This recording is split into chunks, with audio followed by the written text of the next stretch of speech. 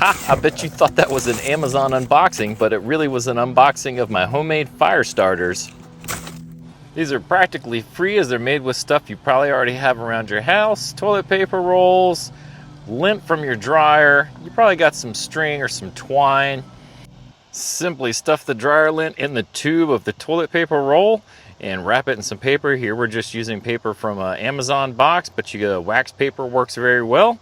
And then you've got your fire starter. All you need to do is build your fire, pop your lint out. You could try it whole. I'm here using a ferro rod to start the fire. I don't want to depend on matches. And you'll see here that the fire gets going pretty quick. Gonna make some hot coals for some steak.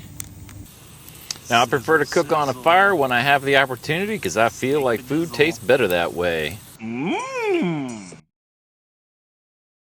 And as always, I hope this has been helpful. Please check out our links below in the description, and thanks for watching.